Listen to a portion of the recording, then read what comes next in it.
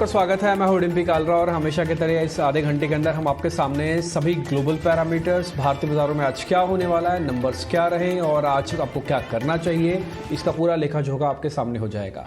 सबसे पहले हमेशा की तरह हम आज यही देखते हैं कि ग्लोबल मार्केट के इस समय संकेत क्या है और साथ ही एशियन मार्केट्स में कामकाज क्या हो रहा है। देखिए, यूएस के अंदर बहुत ज़बरदस्त अच्छी क्लोजिंग हमको आती हुई दिखी है। 1% के आसपास तो नैस्डैक जाके बंद हुआ और साथ ही कच्चे तेल के अंदर भी गिरावट रही। हालांकि गिरावट उस स्तर पे भी नहीं है कि जिसको बहुत गंभीरता से लिया जाए, लेकिन हाँ, कम से कम आप $85 पार ना करते हुए वापस 80 की तरफ कूच कर रहे हैं, इनकी बढ़ रहे हैं। $82 के आसपास अभी आप ट्रेड कर रहे हैं। तो ये एक इंटरेस्टिंग पॉइंट है कि क्योंकि भारत एक एनर्जी ड्रिवन कंट्री है, उसको एनर्जी चाहिए ही चाहिए और इसके लिए क्रूड जैसे से बढ़ता है तो फिर दिक्कत होती है। खैर, इस सब पे चर्चा तो आज होने ही वाली है, पूरा ग्लोबल पैरामीटर्स भी हम आपके सामने रखेंगे, लेकिन सबसे पहले मैं आपके सामने एशियन बाजार रखना चाहता हूं एक बार, जहां पे इस समय कामकाज कैसे हो रहा है आपको पता दिखेगा। एसजीएक्स निफ्टी भी इस समय 70 अंकों से ज्यादा की मजबूती दिखा रहा है। निकाई का मार्केट इस समय 127-128 अंकों की बढ़त के साथ करीब 1/4% से ज्यादा की बढ़त है, आधे % के करीब करीब की। हांगकांग का बाजार भी आज बढ़कर कामकाज कर रहा है। साथ ही सिर्फ एक स्ट्रेट टाइम्स का मार्केट ऐसा है जो हल्का फुल्का फ्लैट, जिसको आप कह सकते हैं कि फ्लैट है। अदरवाइज ज्यादातर एशियन मार्केट्स आज आपको बढ़त के साथ ही कामकाज कर रहे हैं। एसजीएक्स निफ्टी भी ये इंडिकेट कर रहा है कि 18,200 के ऊपर हम हैं। ये अपने आप में बहुत इंपॉर्टेंट है। 18,200 अपने आप में एक रेजिस्टेंस था, एक टफ रेजिस्टेंस था, जिसके ऊपर आज एसजीएक्स निफ्टी तो दिखा रहा है हम थोड़ा पीछे हैं। देखते हैं आज क्या होगा। लेकिन ग्लोबल मार्केट्स में स्पेशली यूएस के अंदर क्या क्या हुआ कि 1% उसको बढ़त दिखानी पड़ी, ये एक बार प्रियंका से समझ लेते हैं। Priyanka, good morning. बताइए जरा, यूएस मार्केट्स के अंदर हुआ क्या था कल?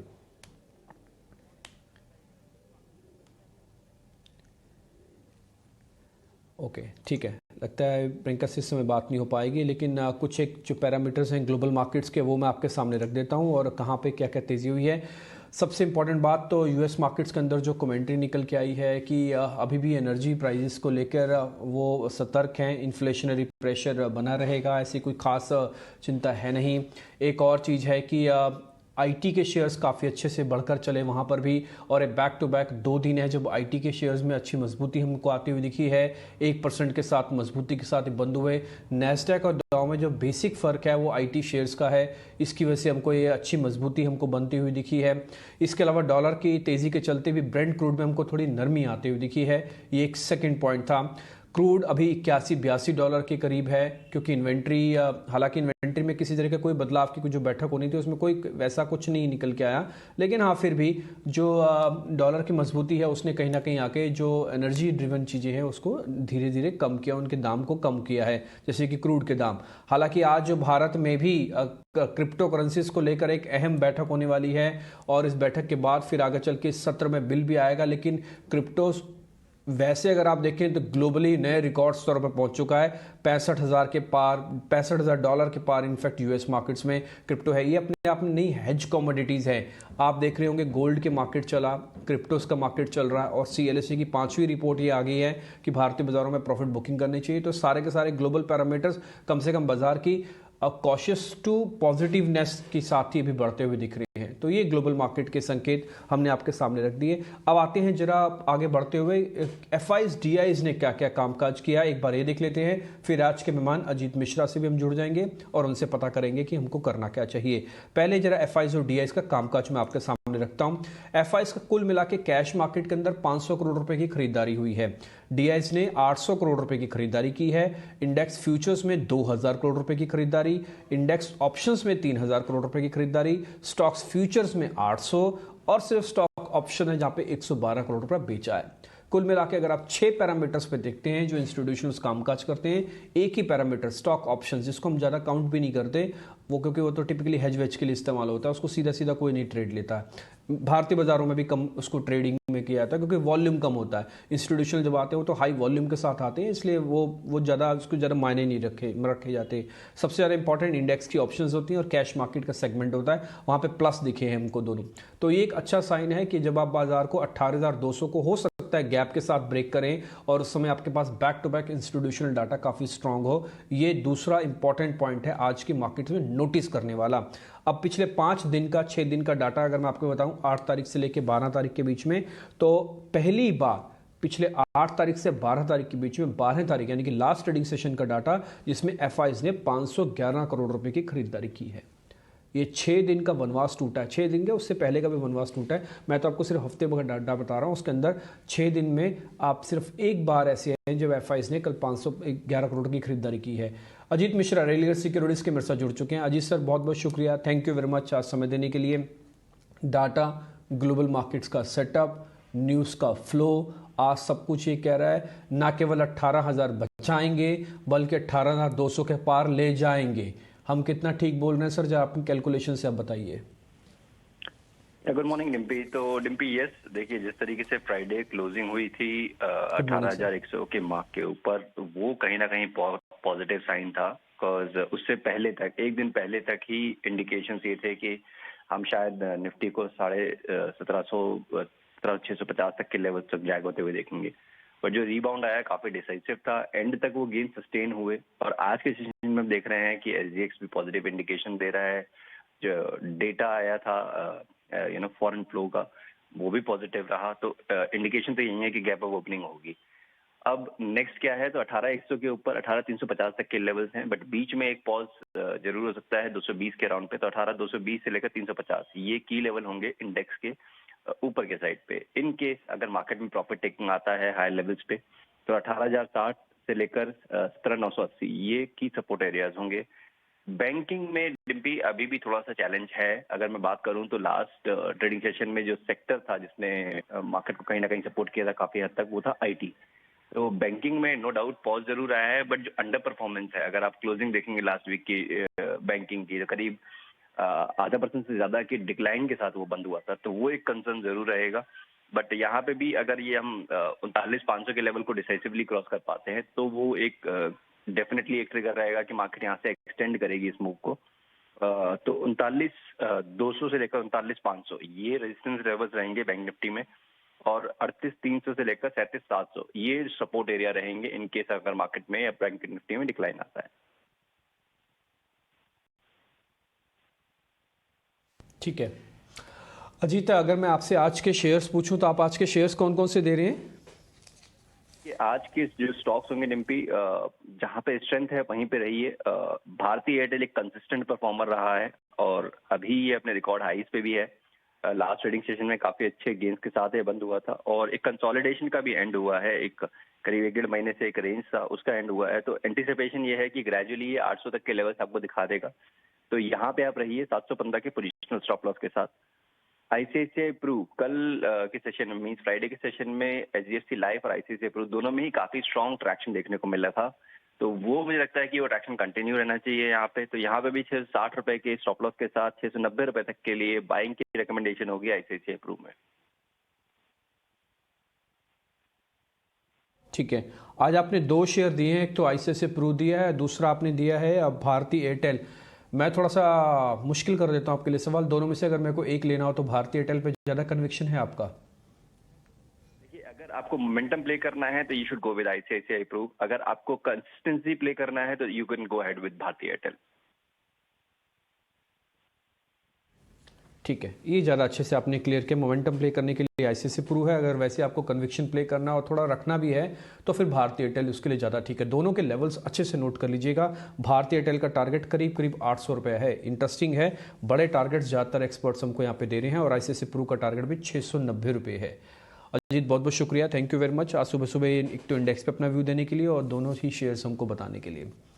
आगे बढ़ते हैं अब, क्योंकि नंबर्स के सीज़न के बिल्कुल लास्ट कड़ी में हैं, कुछ नंबर्स रह गए थे। पहले तो निफ्टी के नंबर्स देख लेते हैं, निफ्टी की कौन कौन सी कंपनीज के नंबर आए हैं, फिर निफ्टी के अलावा वाली कंपनीज का भी जरा चेक कर लेंगे। शरद दुबे मेरे साथ जुड़े हैं। शरद, एक बार बताएं जरा निफ्टी की कौन सी कंपनीज है जिन्होंने नंबर्स दिए और कैसे दिए और कितनी हेल्प करने वाले हैं आज वो?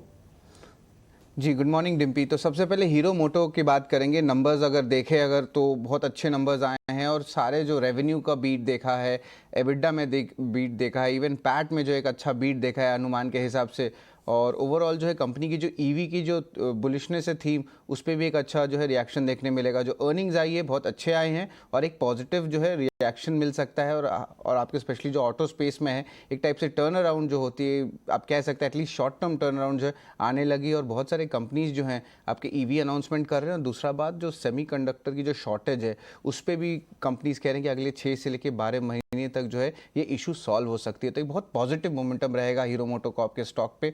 उसके अलावा ओएनजीसी की भी बात कर लेते हैं तो उनके भी ईयर ऑन ईयर बेसिस पे अच्छे नंबर्स आए हैं और बहुत स्ट्रॉन्ग नंबर्स आए हैं। याद रखिए लगभग 230% जो है मुनाफा में बढ़ोतरी हुई है और 46% ग्रोथ आपके टॉप लाइन में हुई है और ऑलमोस्ट 5.5 रुपीज़ का इंटरिम डिविडेंड भी दिया गया है। उसके अलावा ग्रासिम के भी बात कर लेते हैं। होल्डिंग कंपनी है तो इसकी एक होल्डिंग बेनिफिट कंपनी की आती है और उसके अलावा जो मुनाफे में भी 41% का उछाल देखने मिला है और एबिडा में 19% का ग्रोथ देखने मिला है। मार्जिन्स में थोड़ी सी ज़रूर बीटिंग मिली है एज एक्सपेक्टेड, क्योंकि हायर रॉ मटेरियल कॉस्ट से तो नंबर लगभग मिक्स से लेके स्ट्रॉन्ग तक आए हैं, लेकिन कोल इंडिया के नतीजे थोड़े वीक आए हैं, थोड़े नाजुक आए हैं। रेवेन्यू ऑलमोस्ट 10% का ग्रोथ देखने मिला है, लेकिन पैट जो है सपाट रही है ऑलमोस्ट 3000 करोड़ पे। एबिडा 1% डाउन है, पर मार्जिन्स में लगभग 200 बेसिस पॉइंट्स का डाउनटिक देखने मिला है और ब्लेंडेड रियलाइजेशन भी सपाट थे। ई ऑक्शंस रियलाइजेशन में भी जो है ऑलमोस्ट 10 से लेके 12% का कटौती देखने मिला है और जो महंगे एम्प्लॉय कॉस्ट्स हैं और आप कॉन्ट्रैक्चुअल कॉस्ट में जो बढ़ोतरी है उसके कारण मार्जिन्स में इम्पैक्ट पड़े तो ओवरऑल वीक नतीजे आए हैं। तो एक टाइप से कह सकते हैं कि इन सारे स्टॉक्स में कोल इंडिया शायद थोड़ी दबाव में रह सकता है। ग्रासिम और ओएनजीसी जो है टुवर्ड्स द स्ट्रॉन्ग साइड में रहेगा, लेकिन हीरो मोटोकॉर्प एक पॉजिटिव मोमेंटम एक्सपेक्ट कर सकते हैं आज दिन के ट्रेड में। शरद, इसके अलावा कोई और नंबर्स भी थे क्या? जी बिल्कुल। तो सबसे पहले हम लोग बात करेंगे नायका के नतीजे की। उनके दूसरे तिमाही के नतीजे आए हैं। अब ये स्टार्टअप कंपनीज हैं। जोमेटो ने भी जो अच्छे ऑपरेशनल नंबर्स दिखाए, तो यहाँ पे भी देख सकते हैं कि रेवेन्यू में लगभग 47% का इंक्रीज देखने मिला है और ग्रॉस प्रॉफिट मार्जिन में भी एक टाइप से 300 बेसिस पॉइंट्स का अच्छा अपटिक देखने मिला है। हालांकि आपको पता है कि ये स्टार्टअप्स है और अभी अभी नई लिस्टेड हुई है, तो इनके जो बॉटम लाइन नंबर्स है और ऑपरेशनल नंबर्स है उसमें दबाव देखने मिला है, लेकिन जो ग्रॉस मर्चेंडाइज वैल्यू होता है, जिस चीज़ का जो टोटल बिक्री होता है, उसमें लगभग 63% का ग्रोथ देखने मिला है। वो लगभग 1623 करोड़ का जो ओवरऑल आया है। उसके अलावा एक और नई आपकी जो फिनटेक है फिनो पेमेंट्स बैंक, तो उनके भी नतीजे स्ट्रॉन्ग आए हैं। उनके ओवरऑल इनकम देखा जाए तो 35% का ग्रोथ है और पैट में भी लगभग 76% का ग्रोथ देखने मिला है। उसके अलावा हॉस्पिटल स्पेस जो है, जो ऑलरेडी अच्छे परफॉर्मेंस कर रहे थे, हमने देखे एस्टर डीएम हेल्थ केयर के नतीजे, तो यहाँ पे भी एक अच्छी रबअप देखने मिल रही, क्योंकि जो नॉन कोविड रेवेन्यू साइड है उस पर एक अच्छा ग्रोथ देखने मिल रहा है। अपोलो हॉस्पिटल्स के भी नंबर्स देख ले तो पैट ऑलमोस्ट 4 गुना बढ़ा है और अच्छी कंट्रीब्यूशन हुई है। जो एवरेज रेवेन्यू पर बेड की जो मेट्रिक होती है उस पर बहुत एक अच्छा जो है मूवमेंट देखने मिला और ये same positive rub off effect Fortis health care में भी देखने मिला है, जहाँ पे रेवेन्यूज़ में लगभग 50% का ग्रोथ देखने मिला है, स्पेशली उनके हॉस्पिटल बिजनेस में। उसके अलावा थोड़े मिक्स्ड नतीजे आए आपके इप्का लैब्स में, क्योंकि मार्जिन्स में प्रेशर पड़ी रही, और फिर मन्नापुरम फाइनेंस भी रहेगा फोकस में, क्योंकि उनके थोड़े वीक नतीजे आए हैं, क्योंकि आपके नेट इंटरेस्ट इनकम में भी गिरावट देखने मिला, पैट में भी देखने मिला। और ग्रैनुअल्स के बारे में बात करें आखिर में, कि यहाँ पे भी जो एबिडा है ऑलमोस्ट लोएस्ट रही है 10 क्वार्टर में, और ये जो प्रेशर है स्पेशली रॉ मटेरियल प्राइसेस में पूरे फार्मा स्पेस में आज दिख रहा है।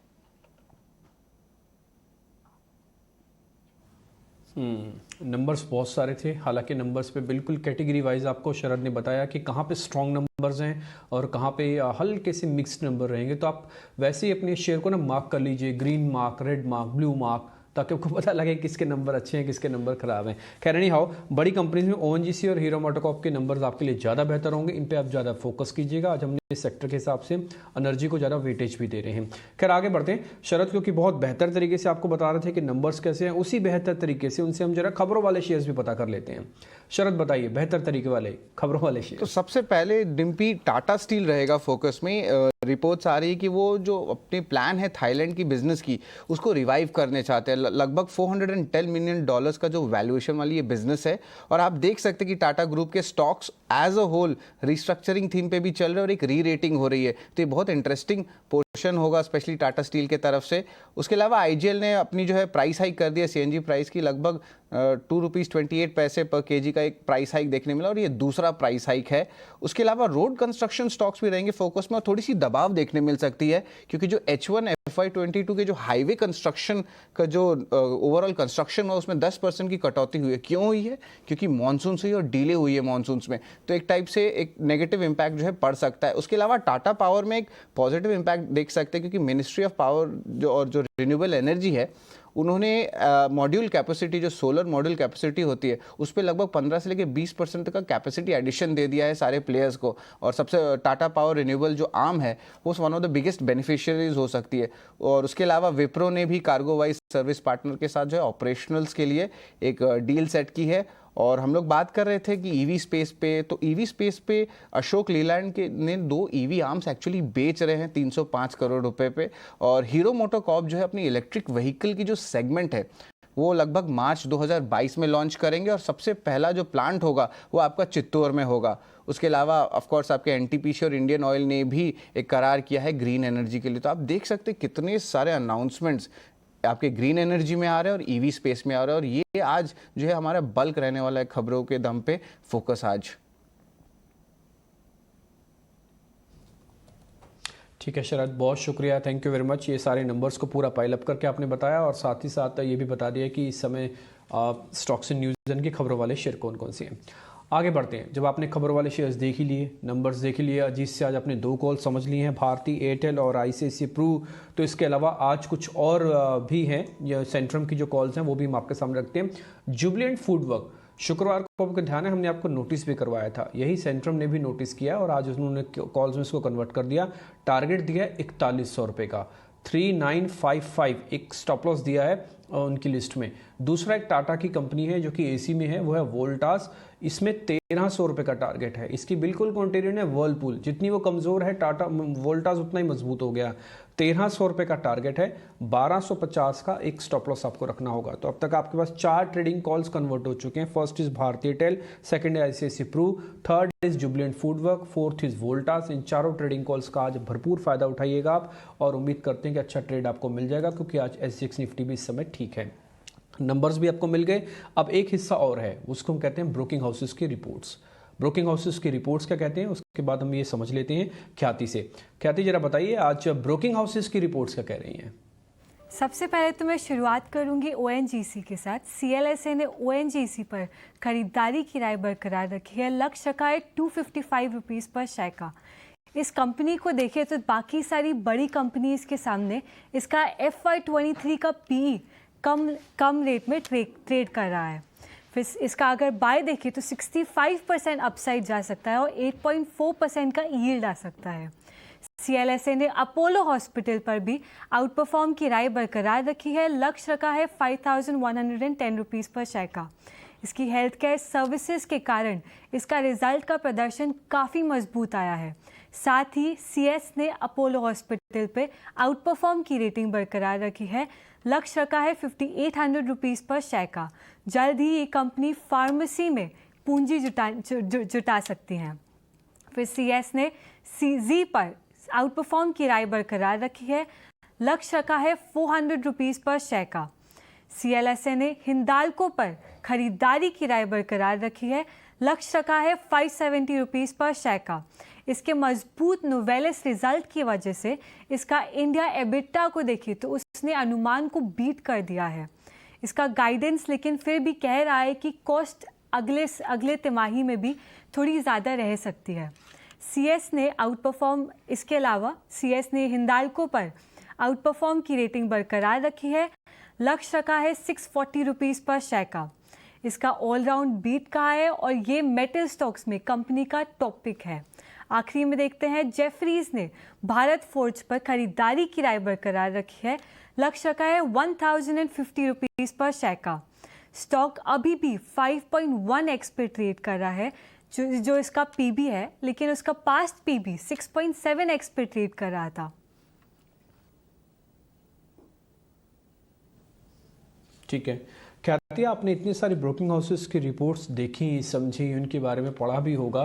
कोई एक ब्रोकिंग हाउसेस की रिपोर्ट जो आपको बहुत इंटरेस्टिंग दिखी? जो मेरी लिस्ट में है वो तो अपोलो हॉस्पिटल मेरे को दिख रहा है और दूसरा एक मेरे को CLSA की रिपोर्ट हिंडाल्को की भी दिखी है। मतलब मुझे ONGC की भी काफ़ी अच्छी लगी क्योंकि इसकी पीई, जैसे अपन काफ़ी टाइम से बात कर रहे हैं कि बहुत सारे पीई बहुत बढ़ चुके हैं, बट इसका पीई कम वैल्यू पे ट्रेड कर रहा है, तो ONGC काफ़ी अच्छी ब्रोकरेज रिपोर्ट लग रही है। ठीक है, ONGC के एक तो ब्रोकिंग हाउसेस की रिपोर्ट्स काफ़ी पॉजिटिव, दूसरा इसका पीई वैल्यू काफ़ी पॉजिटिव, और तीसरा शरद आज बता रहे थे कि ONGC के नंबर्स बहुत शानदार आए। तो नंबर्स के बाद की रिपोर्ट, CLSA का टारगेट 255 रुपये का, लो पीई का मतलब कि शेयर कितना महंगा है, आप इसको सिंपल इसी तरीके से समझ सकते हैं, प्राइस टू अर्निंग रेशियो कहते हैं टिपिकली इसको। तो पीई यानी कि शेयर कितना महंगा सस्ता। दूसरा ब्रोकिंग हाउसेस की रिपोर्ट्स 255 के टारगेट की, नंबर्स अच्छे हैं, तो रिपोर्ट्स के लेखे जोखे के हिसाब से एक शेयर और समझ में आ गया, वो है ONGC। इस पे तो आप ज़रूर ही ध्यान रखिएगा।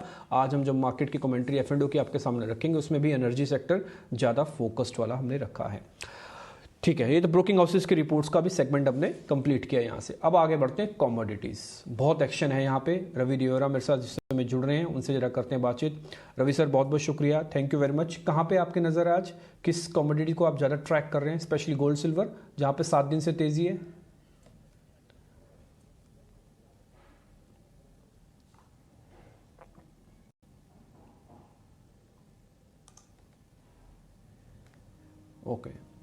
ओके, ठीक है। लेकिन इस बीच रवि सर से तो खैर बात अभी हो नहीं पा रही है, लेकिन उनके जो ट्रेड हैं मैं जरा वो आपके सामने रखता हूँ। एक एक करके ट्रेड आपकी स्क्रीन पर आते जाएंगे, आप जरा देखिएगा कि उन्होंने कौन कौन से ट्रेड हमको दिए हैं। हालांकि आपको गोल्ड सिल्वर पे इसलिए भी ध्यान देना है क्योंकि अगर back to back broking houses की रिपोर्ट से कहते हैं कि भारत में प्रॉफिट बुकिंग आपको करनी चाहिए, तो उसमें आप ध्यान रखिएगा गोल्ड और बिटकॉइन दोनों ही चलेगा, दोनों हेज कमोडिटीज़ हैं, ये दोनों ही दोनों आपको चलते हुए दिख सकती है, इसलिए थोड़ा क्लियरली वॉच करिएगा।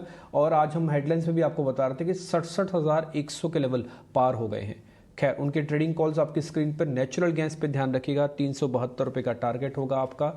इसके अलावा चांदी पे वो एक सेल कह रहे हैं, यानी कि प्रॉफिट बुकिंग होगी, 66,500 रुपये मिल सकते हैं आपको। नेचुरल गैस NG, इसको टिपिकली आपको प्लस करके चलना है। तो ये 2 ट्रेड उनके तरफ से दिए गए हैं, एक है प्रीशियस मेटल का, एक है एनर्जी सेगमेंट से, जिसमें NG उनकी तरफ से प्लस है 372 के टारगेट के लिए। तो ये आपके ट्रेड आपकी स्क्रीन पर आ गए। तो अगर ठीक है, रवि जी इस बीच मेरे साथ कनेक्ट हो गए हैं, पहले कोशिश कर रहे थे, कनेक्ट नहीं हो पा रहे थे। रवि सर, आवाज़ आ रही है आपको loud and clear? Good morning sir. हाँ, it's clear sir. Am I audible? ठीक है रवि जी, अगर आप सुन पा रहे तो मेरे को ये बता दीजिए, आपने NG क्यों चुना है प्लस करने के लिए, बस ये मेरे को बताइए आप। हाँ, नेचुरल गैस को मैंने बाई की सलाह दी है। उसका बेसिक रीजन है क्योंकि जो वीकेंड में वेदर रिपोर्ट निकल गया है उसमें US में एक कूलर वेदर की एक्सपेक्टेशंस रही। तो बेसिकली लास्ट वीक के एक बड़ी गिरावट के बाद, स्टीप फॉल के बाद, मैं एक्सपेक्ट कर रहा हूँ कि ये वीक नेचुरल गैस के लिए एक शॉर्ट कवरिंग का हो सकता है। 358 358 के करीब बाय करके चले। 372 के टारगेट के लिए स्टॉप लॉस 353.80 का लगा है। मुझे लग रहा है कि ये वीक में नेचुरल गैस में एक अच्छा शॉर्ट कवरिंग आपको देखने को मिल सकता है। ठीक है रवि सर, बहुत शुक्रिया, थैंक यू वेरी मच आज कार्यक्रम में जुड़ने के लिए। रीज़न आपने बता दिए, टारगेट स्टॉप लॉस की प्लेट हमने दिखा दी, तो काम हो गया पूरा। तो आज NG वाला आपको ध्यान रखना है, 358 के ऊपर लेना, तो 372 का टारगेट मिलेगा। छोटा सा स्टॉप लॉस है, जस्ट 5 रुपये नीचे का, 353 रुपये का, ये आपको ध्यान में रखना होगा। रवि सर, बहुत शुक्रिया, थैंक यू वेरी मच। समाप्त कर देते हैं आज का। Bhartiya Airtel, ICICI Pru, Voltas, NG, Jubilant Foodwork, ONGC, ये कुछ एक आज के ट्रेड हैं जो आज के इसी आधे घंटे में हमने अलग अलग सेगमेंट से आपके लिए शेयर्स निकले हैं, या फिर समझ में हम दोनों को समझ में आए हैं। ठीक है, फिलहाल इस कार्यक्रम से इतना ही, एक छोटा सा ब्रेक